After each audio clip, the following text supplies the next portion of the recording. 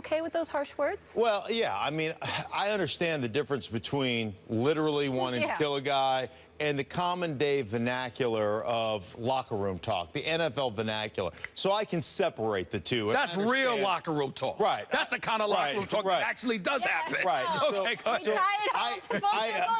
I understand that. I would also say this. In a day and age right now where we've got guys protesting, and I understand their right to protest, and I don't have any issue with that. And I understand that there are inequities in this country that need to be looked at. I get all those things.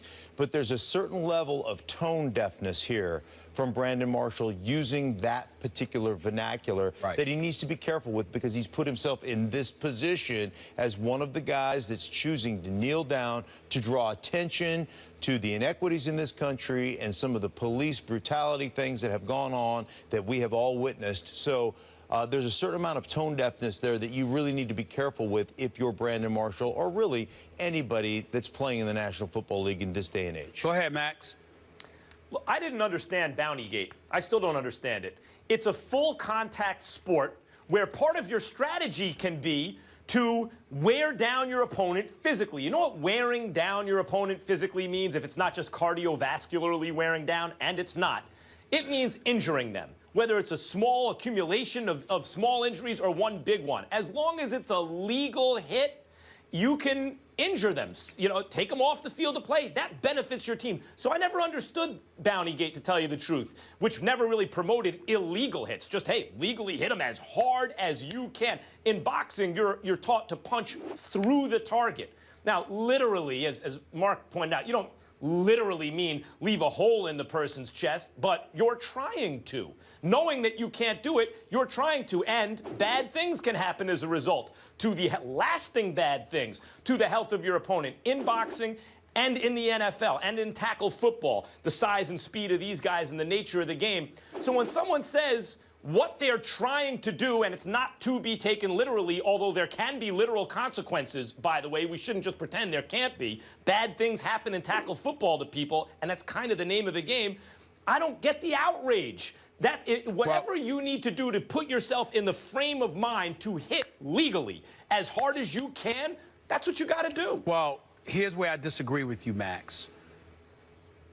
I agree with Schlereth when you say you're a bit tone deaf. He's a bit tone deaf because of who he is, what position he's taken, how people are going to look at every little thing to attack him because of how divided we are as a nation, combined with some of the things that has already happened in pro football where you got to remember, Max, if you take what you're saying into consideration, there's a whole bunch of things that shouldn't be fined for, because the volatility that comes with the sport is something that should be predictable. It's relatively tolerant because you signed up for it in the eyes of some folks watching the sport. But that's not reality. Reality is that Vontaze Burfict, who just got fined $75,000 and is appealing, good luck with that. The reality is you can't do that. You can't do some of the things that he's done. You can't knock people upside the head. He's breaking the rules. He's breaking the rules. But let me say something to you. He may be breaking the rules, but a lot of times, a lot of things come along with football that were once tolerated. That's no longer tolerated because times have changed. Now, it changed in terms of the violence of the sport because of Roger Goodell and his mission to get the sport more safer so they don't have to worry about litigation down the pike because of guys that, CTE and other things coming their way. But in the case of Brandon Marshall, you also have to remember, Brock Osweiler left the Denver Broncos. He was nurtured and grown by John Elway. Ultimately, he left for more money in Houston. They got the 30th ranked offense. He isn't playing great, even though he just won a game Monday night. But the other side to that is that you had a lot of dudes on that Denver Broncos squad that was looking for him to stir the ship so they could try to repeat as champions. I know by talking to you, Schlereth, Denver Broncos are a very proud yet sensitive bunch. They look for anything to fuel them. You left us? Do you have any idea what we're going to do to you? That's fine. The problem is so many things take place in today's game when that mentality is adopted that it heightens awareness on the parts of the overseers who are looking at anything that you do to sit there and gauge whether or not you were excessive and you crossed the line. That's something that now Brandon Marshall is going to have to deal with, because the words that he put out there, exercising the tone deafness that you alluded to, has now brought unwanted attention in his direction, potentially. And now everything that happens in this game to Brock Osweiler is going to be dissected with a fine-tooth comb. And you might not have wanted to do that. As long as it's legal. And don't forget, this is a team that early in the season, the first Thursday night game of the season against the Carolina Panthers, who were widely criticized for stepping over the line and hitting Cam Newton in the head multiple times. Brandon Marshall, one of those guys that hit him that didn't get fined. So I think you have to look at this just from a, like I said earlier, a tone deafness standpoint, and you've got to be very careful with the words you use, especially in this society of being politically correct and with all the social activism that's going on right now. And I'm all for it, man. I am all for people voicing their opinions, causing us to look at ourselves introspectively and saying, what do we need to do as a society to change these things? I'm all for that. But you've opened up Pandora's box by using terminology that really probably doesn't have a place in our society as it sits right now. The tone deafness point's a good one, especially in a sport where that can actually happen. It's better not to use that kind of language. My basic point, and the reason I went back to Bountygate, because when people talk tough about hurting the other side, is look, there are rules. A football player or a team should be able to think or say or do anything within those rules. As long, so Max, I don't understand if you're Hold on, Max. That's naive. And here's the reason why. Because the rules of the game themselves, to some degree, are being governed not just by the overseers who have not been on the field, meaning a Roger Goodell, but also by Joe Public and the reaction to the violence. Sometimes you're looking, wait a minute, you're looking for the motivation behind it. All Schlereth is saying is this: if you don't say it, you don't bring the extra attention. As a result, the eye of the storm is not on you, and then you might have the freedom to do what you're talking about that you do. Kill is a bad word choice. But had he said something like, we want to hurt him, it's a hurting game. It's a hitting game. If you can take the quarterback off the field with a legal hit, do it. It was, he said it earlier, he said crush him, and then the next sentence was kill him. And of course, the only thing we're focusing on is the kill him aspect of that. And listen, the common vernacular in an NFL locker room is things, go back to Bountygate, it is things that we have said forever, for decades. But we're starting to realize that, like, you probably shouldn't say that in public. You know, behind closed doors, it's the way we talk. But in public, it's probably not. You don't say it in public. You don't say it in public. But the point, here's the point: you know he doesn't mean to kill him. But what he does mean is, maybe I'm gonna knock him upside his head. In boxing, if your corner man told you, your trainer told you, your promoter manager, I'll give you a bonus if you knock him out, no one would have a problem with that. That was essentially Bountygate. It's the same thing. Not in football. And I was, hey, listen, man, I had plenty, I was involved in plenty of bounties over the course of my career. It was just commonplace in the National Football League. Not anymore. And I don't, you know, I had an issue with Bountygate because it's just the way it was, and I think it was totally taken out of context, but I understand why they're doing it. As long as it's nothing illegal. We'll leave it there. Max, Andrew Luck has had a rough time staying on 2 feet this season. The quarterback has been sacked the most in the league so far. So are Jim Irsay and the Colts wasting his career away? We'll get into that subject with Mark Schlereth next. Despite getting off to a 2-4 start and sitting last in the AFC South, Colts owner Jim Irsay said at the NFL Fall Owners Meetings that he has full confidence and support for head coach Chuck Pagano and GM Ryan Grigson. He went on to say that the decision to retain them was well thought out and long-term. Andrew Luck is currently leading the league, getting sacked 23 times, 4 ahead of the next closest quarterback. Max, is Irsay wasting away this man's career? Maybe, but that's not the point here.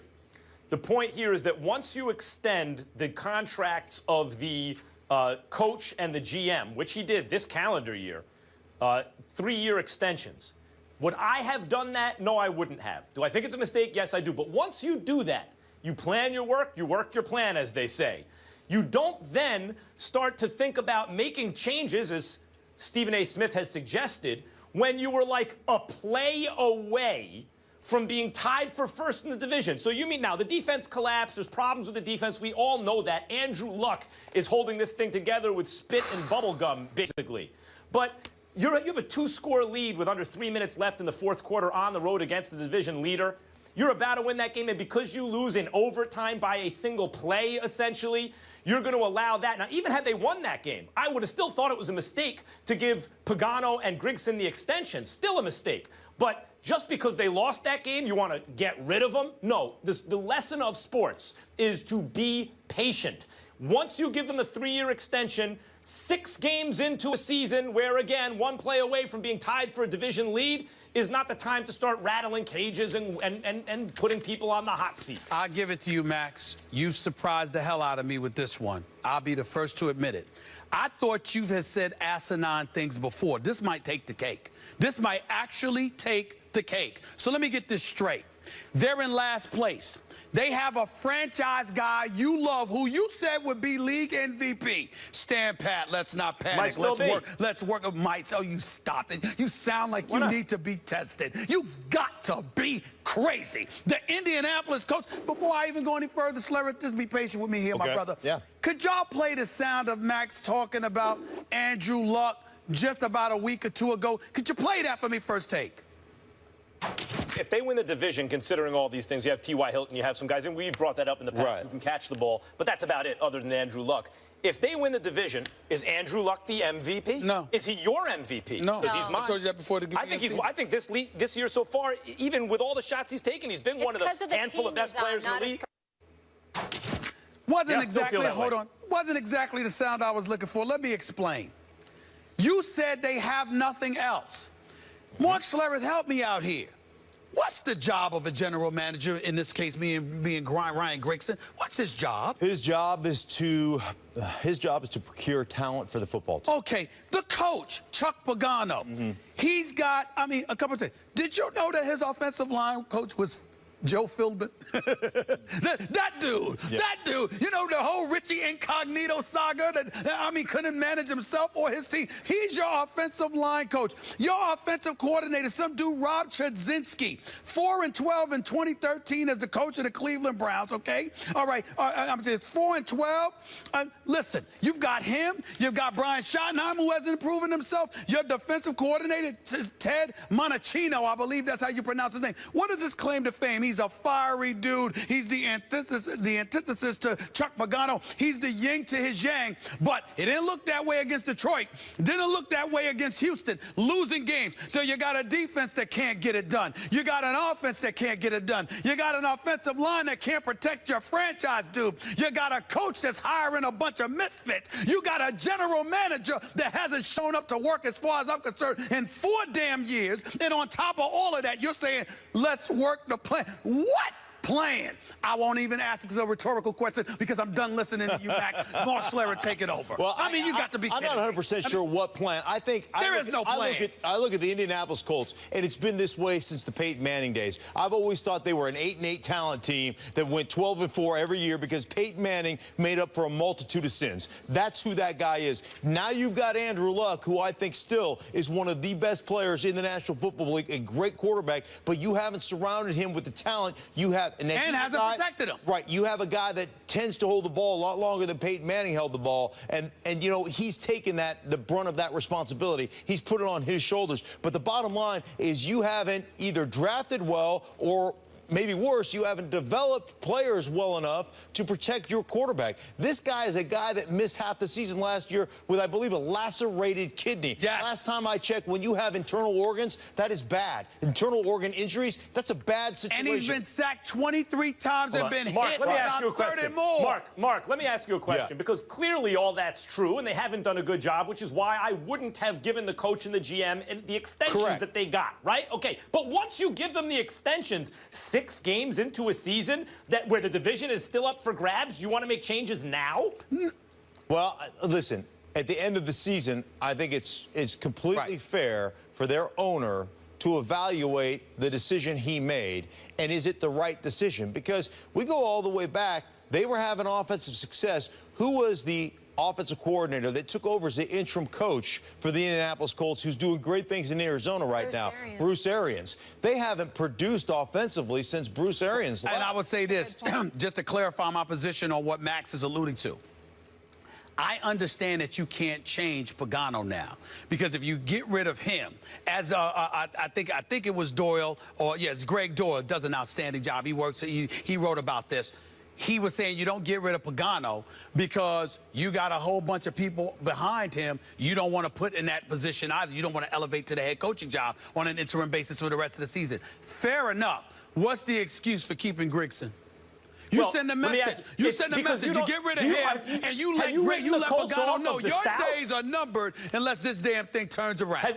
Hold on. Are we writing the Colts season off in that division? That's anybody's division. So if the Colts go on and win the division, you're going to be singing the same tune? No. I'm not saying that, Max. I'm saying to you they're not a very good team. They haven't been put together